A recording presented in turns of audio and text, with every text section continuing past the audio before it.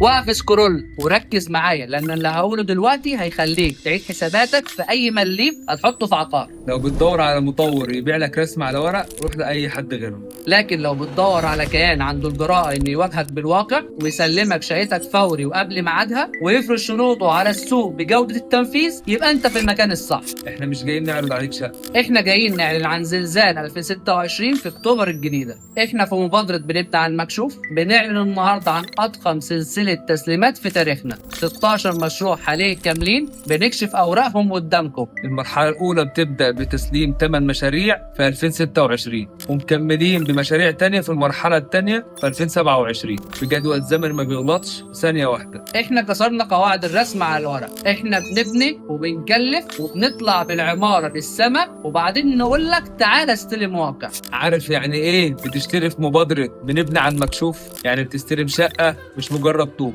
ومعاها باب مصفح وشبابيك الوميتال وحصة اسانسير وفي شقق بيكون معاها باكية جراج. وفوق كل ده نظام إدارة تشغيل ووديعة صيانة بتخلي عمارتك براند قيمته بتتضاعف كل يوم. احنا مش بنبيع لك سكن، احنا بنحط فلوسك في خزن بتزيد قيمتها بمرور الزمن. في السلسلة اللي هتبدأ دلوقتي هنلف بيك على 16 مشروع قطعة قطعة. هنوريك بعينك اللي خلص واللي اتباع بالكامل عشان تفهم معنى الثقة. وهنوريك كمان الفرص المتاحة علشان تلحق تحجز مكانك في سنة الحصاد قبل ما الأسعار تطير مع دخول الكهرباء اللي نزلت الحي فعلا. تابع الفيديوهات الجاية وشوف الفرق بين اللي بيتكلم بس وبين اللي بيبني وسلم فعلا. بنبني عن مكشوف. استلم واقع وسيب الورق لغيرك.